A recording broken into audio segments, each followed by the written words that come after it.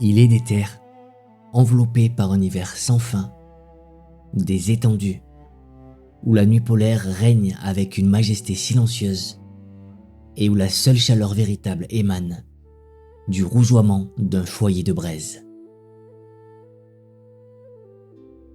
C'est dans ce sanctuaire d'ombre et de glace que s'élève la voix rugueuse d'un barde antique, un homme dont les rides racontent les saisons du monde.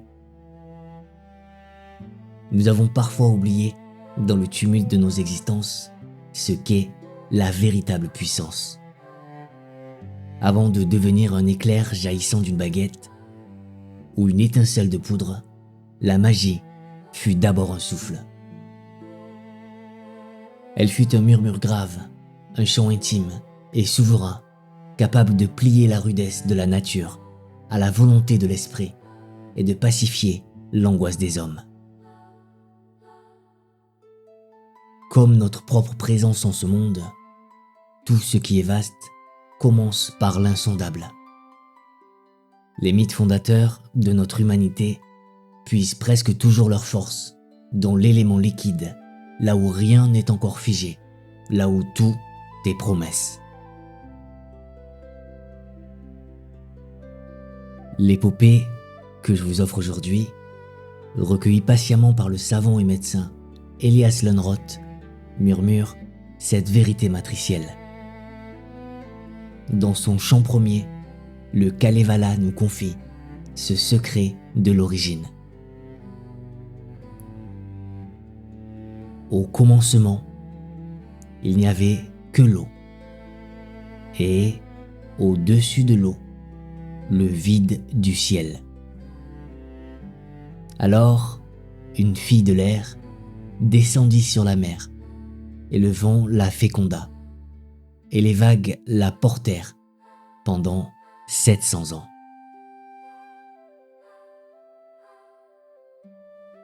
Ce chant ancien, tissé au fond des forêts finlandaises, est bien plus qu'une relique endormie. Elle est la racine invisible de paysages que vous portez peut-être déjà dans votre cœur. Ce monument de neige, de larmes et de fer est le code source secret, l'étincelle première qui a embrasé l'imaginaire de l'écrivain John Ronald Reuel Tolkien. Sans la mélancolie et l'harmonie de ce texte, la célèbre Terre du Milieu n'aurait jamais trouvé sa langue la plus pure, ni sa tragédie la plus profonde. Je vous invite à marcher avec moi sur ces rivages brumeux, à la découverte de la terre des héros. Ensemble, nous assisterons à la naissance d'un univers éclos de la fragilité d'un œuf cosmique. Nous réapprendrons la puissance absolue de la parole, cette magie du verbe qui façonne le réel. Nous suivrons la quête enfiévrée d'un artefact divin et mystérieux, nommé le Sampo, puis nous descendrons, sans trembler, dans les ombres d'un héros tragique. Enfin, nous recueillerons l'héritage immortel de ces chants pour nous souvenir d'une vérité essentielle. Vos propres mots détiennent, eux aussi, le pouvoir de faire naître la lumière dans la nuit de vos hivers intérieurs.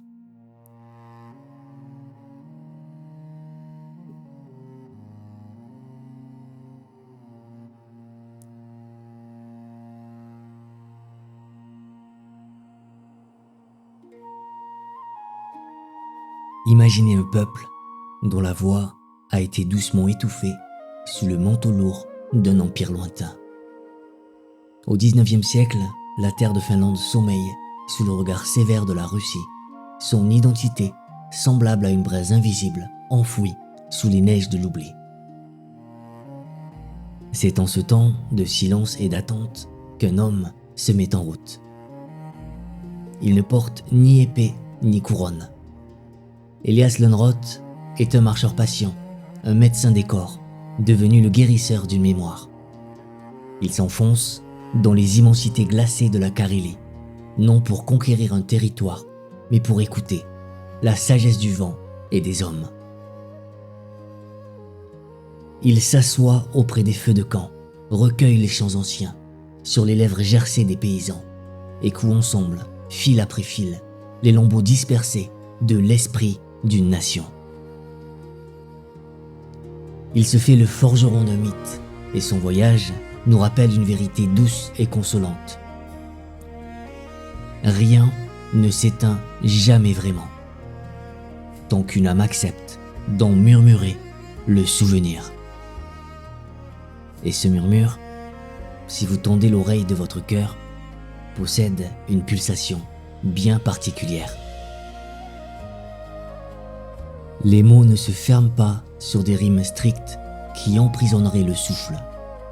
Ils épousent le rythme d'un balancier éternel, une cadence ancienne que les poètes nomment tétramètre trochaïque, mais que je ressens simplement comme le battement originel de la terre. Une image est lancée, puis elle rebondit. Elle se répète avec une nuance nouvelle, berçant l'esprit dans une transe incantatoire. C'est une langue de pure harmonie, une marée de voyelles qui monte et redescend, tout comme votre propre respiration lorsque la paix vous envahit. Ce rythme hypnotique nous enseigne intimement qu'il n'est pas nécessaire de heurter le monde pour le comprendre, mais qu'il suffit d'onduler avec lui. C'est porté par ce bercement profond que naît notre univers matériel. Avant la terre ferme, avant le ciel étoilé, il n'y a que la déesse des eaux, Ilmatar, flottant dans la solitude des océans primordiaux. Sur son genou, soulevé hors des vagues, un oiseau venu du néant vient pondre un œuf cosmique. Cet œuf roule, glisse et se brise dans l'abîme. De ces éclats flamboyants se forment soudain la voûte céleste, la terre nourricière, le soleil éclatant et la lune bienveillante. Contemplez la beauté miraculeuse de ce mystère. C'est souvent de ceux qui se fragmentent et se brisent en nous que naissent nos aurores les plus lumineuses. La destruction n'est que la première note d'une grande symphonie de création. De ces mêmes eaux matricielles émerge alors le premier être humain. Il ne vient pas au monde dans les pleurs de la petite enfance. Wainamoinen s'élève des flots, déjà vieux, la barbe blanchie, par le sel de l'éternité, l'âme lourde d'une sagesse qui précède le temps des horloges. Il est le barde absolu, le premier à comprendre que chanter, c'est façonner la réalité. Il n'a besoin d'aucune violence pour soumettre les éléments, car il détient la vibration juste. Écoutez le texte immortel recueilli par Lönnrot.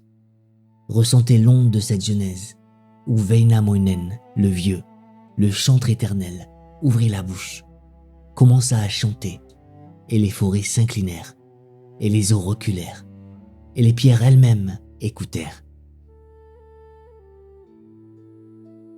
Si un simple chant peut faire courber les arbres millénaires et attendrir la dureté de la roche, je vous laisse imaginer quelle magie créatrice, quelle force insoupçonnée sommeille aujourd'hui, à cet instant précis, dans le souffle de votre propre voix.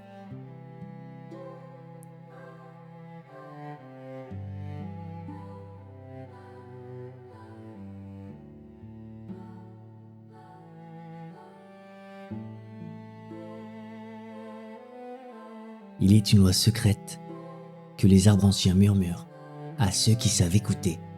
La véritable force ne réside jamais dans le poing qui se ferme ou dans le glaive qui s'abat.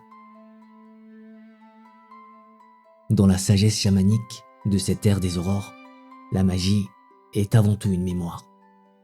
Pour guérir une blessure, Pour apaiser une tempête ou plier le métal à sa volonté, il ne faut pas le combattre, il faut se souvenir de son berceau. Car nommer l'origine d'une chose, c'est en dissiper la menace. C'est l'étreindre dans sa vérité nue. Écoutez cette incantation souveraine que le barbe adresse à l'épée et que le savant Elias Lönnrot nous a transmise avec ferveur. Je connais la naissance du fer. Je connais l'heure où sortit du ventre de la terre. Qui connaît l'origine d'une chose en tient la vie entre ses mains.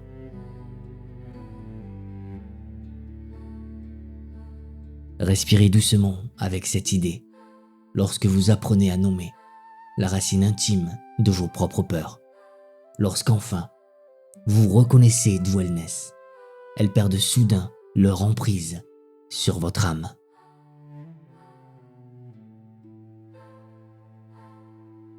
Mais notre monde intérieur n'est pas seulement peuplé de sages majestueux et tranquilles, comme le vieux Väinämöinen. En chacun de nous brûle aussi une étincelle de braise rebelle, une sève impatiente qui refuse la lenteur des saisons. Cette flamme ardente porte un nom dans l'épopée. Elle s'appelle Lemminkainen. Ce jeune héros, au rire insolent, séducteur imprudent et bouillonnant de vie, incarne l'élan irrépressible de la jeunesse, qui croit pouvoir braver jusqu'aux lois silencieuses de l'univers.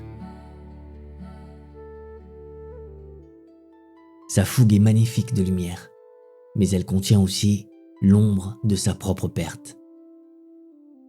Tiré par son arrogance et par la soif de l'impossible, Lemminkainen s'avance vers l'ultime frontière, là où le souffle hésite et s'éteint. Il descend vers le Tuonela, le royaume voilé des morts. Dans cette cosmogonie, la mort n'est pas un mur d'airain impénétrable qui clôt notre existence, mais un fleuve sombre, une eau poreuse qui sépare deux rives de l'éternité. Et c'est là, dans les remous de cette eau noire, que le jeune héros insouciant trouve sa fin, frappé dans l'ombre, démembré, dispersé dans le courant glacé de l'oubli. C'est alors que s'accomplit l'un des plus profonds miracles de cette poésie cosmique, une inversion bouleversante du mythe d'Orphée. Ce n'est pas un amant désespéré qui descend aux enfers pour ramener sa promise, c'est une mère. Devant le gouffre où nul mortel n'ose s'aventurer, la mère de Lemminkainen refuse la fatalité du vide.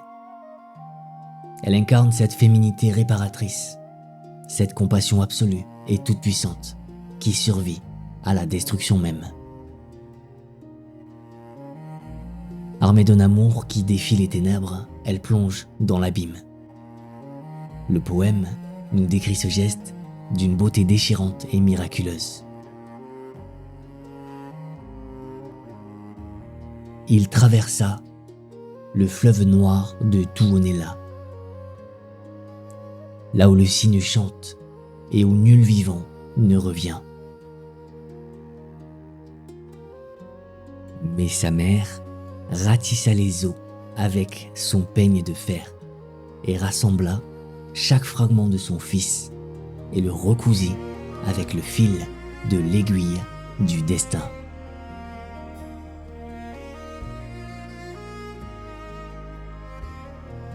Gardez cette image précieuse et consolante en vous lorsque la vie vous brise et disperse vos espoirs dans des eaux tumultueuses. Il existe toujours, quelque part dans l'immensité du monde, ou au plus profond de votre être, une force de résurrection capable de plonger dans le noir. Une force douce et têtue pour ramasser vos fragments dispersés et vous recoudre patiemment à la lumière.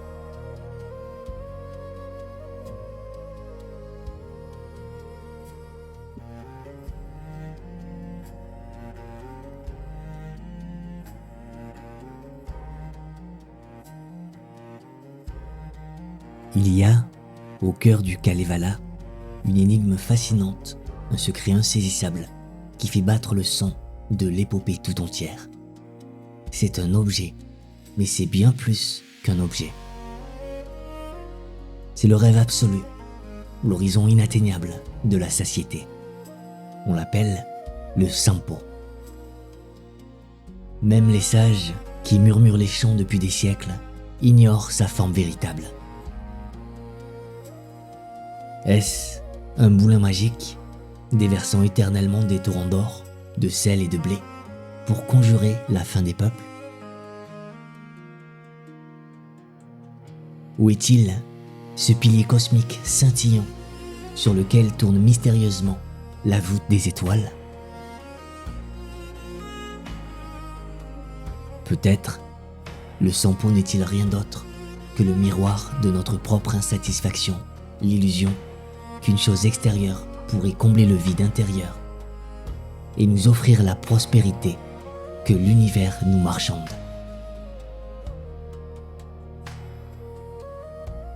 Mais pour qu'un tel prodige vienne au monde, il fallait des mains capables de forger l'impossible. C'est ici que s'avance Ilmarinen, l'artisan absolu, le forgerin divin. Ce n'est pas par soif de pouvoir ou par appât du gain qu'il va créer cette merveille, mais par une nécessité plus poignante encore, la quête d'un amour inaccessible. Contraint de prouver sa valeur pour obtenir la main d'une femme, des terres lointaines, Ilmarinen se dresse devant l'enclume du destin. Dans la chaleur insoutenable de l'âtre, ils font les larmes des étoiles et la sueur de la terre. Le chant antique célèbre ainsi cette naissance titanesque.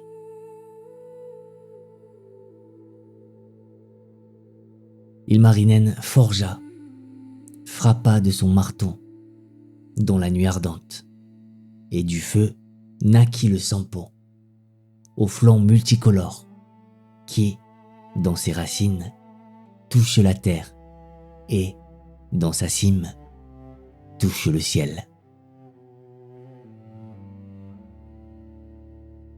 Cette prouesse accomplie est alors livrée aux vents hostiles du nord. La terre de Pohjola est l'antimonde, un royaume d'ombre gelée et de désolation, une forteresse que le soleil évite. Et sur ce trône de glace règne Louhi, la redoutable sorcière, la maîtresse absolue des tempêtes. Si la mère de Lemminkainen était la résurrection, Louhi est l'enfermement. Elle incarne cette féminité destructrice, cette énergie ambivalente, froide et possessive, qui referme ses serres sur le trésor tant convoité, le gardant jalousement dans les profondeurs ténébreuses d'une colline de pierre. Louhi est cette part d'ombre en nous qui s'approprie la lumière et refuse de la partager. Mais l'orgueil des héros ne saurait tolérer la privation. Dans une épopée d'audace et de ruse, nos compagnons, le vieux barde, le forgeron divin et le jeune insolent s'allient pour voler le Sampo. Ce rapt déclenche la fureur incommensurable de la reine du Nord et la mer devient le théâtre d'une poursuite dantesque. Sous la colère des vents déchaînés, la barque des héros affronte les mâchoires de l'océan. C'est au cœur de cette bataille que le Sampo, arraché par les flots aveugles, se brise et sombre dans l'écume furieuse. Écoutez cette leçon millénaire, mes amis. La prospérité parfaite, celle qui ne demande aucun effort et promet un bonheur statique, n'est pas destinée à être possédée par l'homme. Elle glisse toujours de nos doigts lorsqu'elle devient une idole. Le mythe nous enseigne que ce n'est pas une défaite, car en tombant à la mer, les éclats scintillants du Sampo ont fertilisé les océans pour l'éternité, répandant ainsi la vie dans l'eau nourricière. Si la quête de la plénitude était justement cela, accepter que l'abondance ne se garde jamais entière, mais que chacun de ces fragments brisés, lorsqu'on consent à le laisser couler dans les courants du monde, enrichit silencieusement notre propre sillage.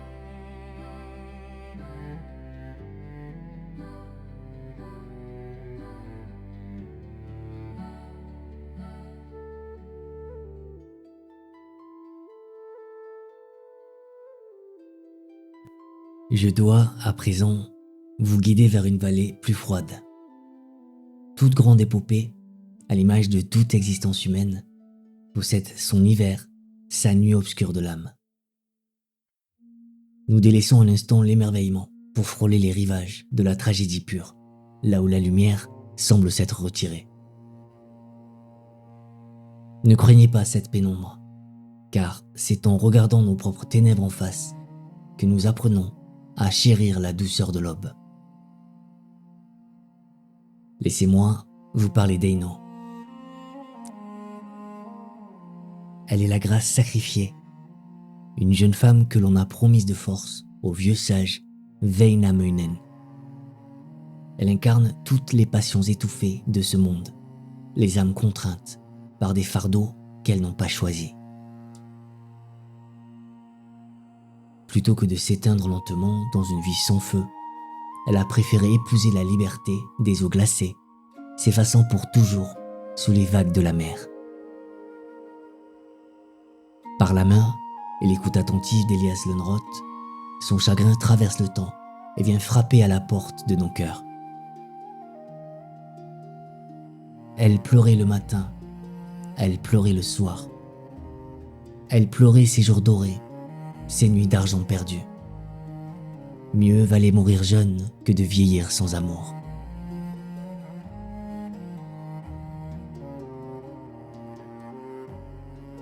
Si vous vous êtes un jour senti prisonnier d'une existence qui ne vous ressemblait pas, que les larmes d'Eino viennent laver vos chagrins muets. Elle nous rappelle, avec une douce tristesse, que notre élan vital est sacré et ne souffre aucune cage.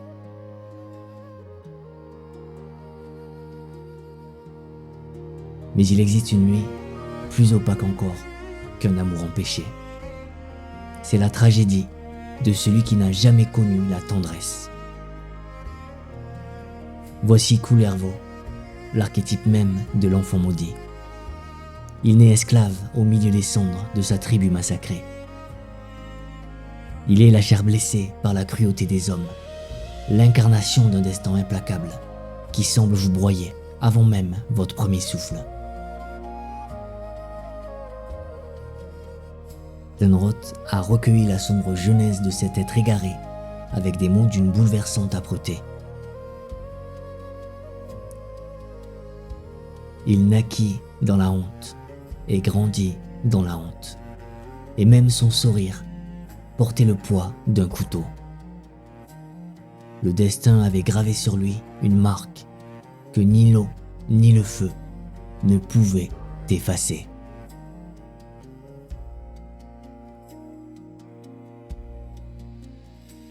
Parce que son cœur fut forgé dans la violence et l'injustice, Kullervo avance à l'aveugle.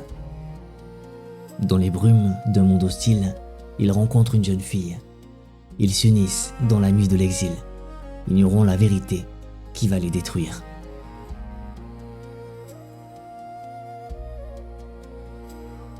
Elle est la sœur qu'il avait perdue. Foudroyée par l'horreur de cette méprise absolue, la jeune femme se jette dans un torrent hurlant. Kullervo reste seul, infiniment seul, monument de désespoir, au centre d'un univers devenu sombre.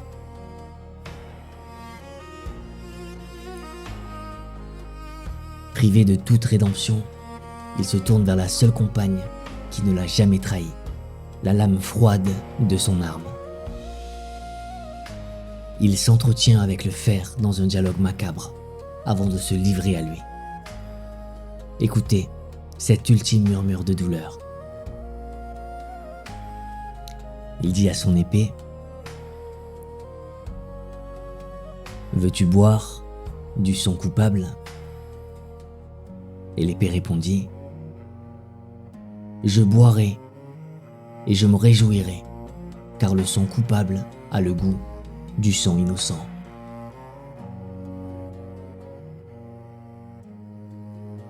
Mes amis, pourquoi contempler avec moi cette noirceur si vertigineuse ?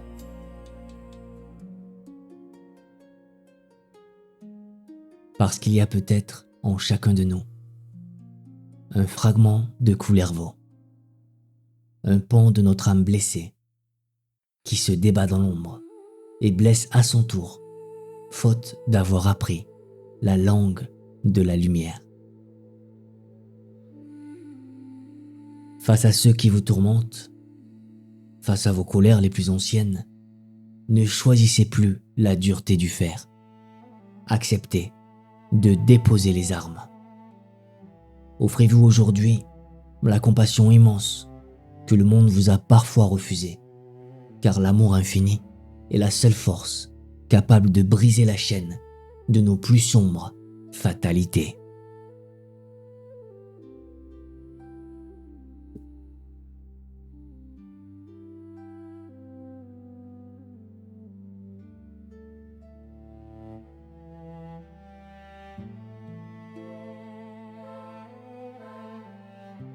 Toute éternité, dans ce monde qui respire et tressaille, finit par trouver son crépuscule. Et ce crépuscule n'est jamais une fin, mais une métamorphose. Les temps anciens du mythe, ceux de la magie chamanique et des esprits enracinés dans la terre sauvage, s'effacent doucement pour laisser éclore une âme nouvelle. Dans les dernières respirations de notre épopée, une jeune vierge nommée Mariatta marche seule dans la clarté d'une forêt. Elle cueille et goûte une simple érelle, une petite baie sauvage tombée sur la mousse. Et de ce fruit gorgé de rosée, elle conçoit miraculeusement un enfant. Ce nouveau-né innocent est bientôt baptisé et couronné roi de Carélie. C'est le printemps d'un ordre nouveau, le souffle d'une foi plus douce, qui vient tranquillement recouvrir les anciens feux de la forêt.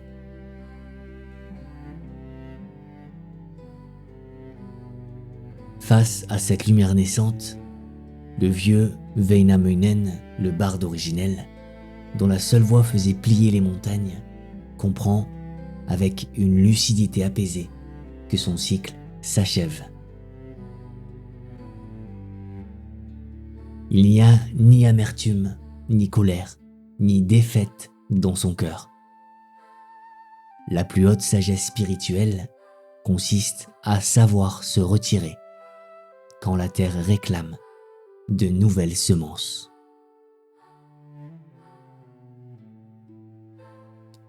Le dévoué gardien de ses mémoires, Elias Lönnrot, a gravé pour nous la majesté sereine de ce départ.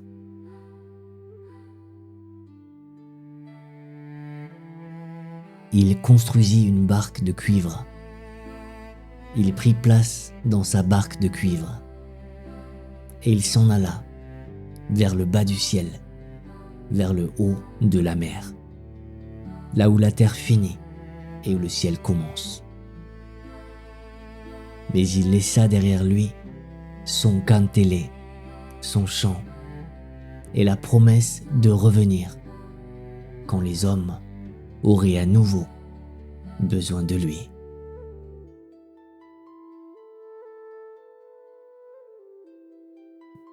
Ne ressentez-vous pas l'immense miracle de cette promesse silencieuse?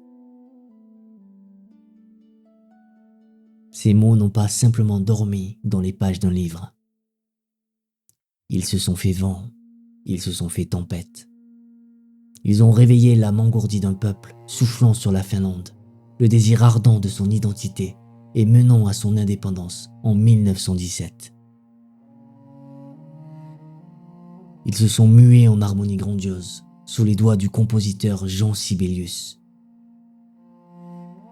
Ils ont même traversé les océans pour ensemer l'esprit visionnaire de John Ronald Reuel Tolkien. Sans la noirceur tragique de Kullervo, le héros maudit, Turin Turumbar, n'aurait jamais foulé les herbes de la terre du milieu. Et sans la divine harmonie vocalique du finnois, le noble langage des elfes, le Quenya, n'aurait jamais enchanté nos imaginaires.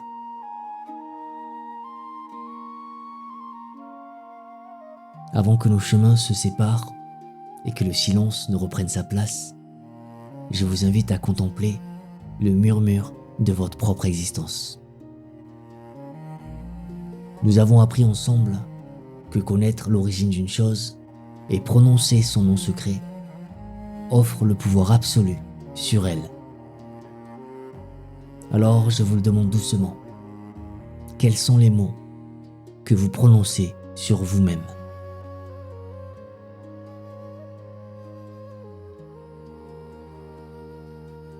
Quelle formule de grâce ou de jugement murmurez-vous dans le sanctuaire de votre propre esprit ?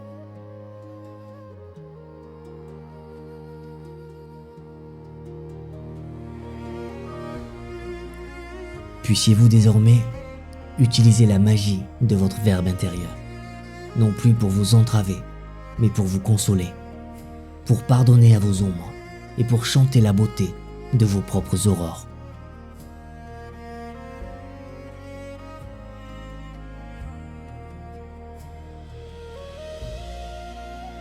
Je vous remercie du fond du cœur d'avoir mêlé votre souffle au mien, le temps de ce voyage, et d'avoir offert le refuge de votre écoute à cette lointaine clarté venue des confins du Grand Nord.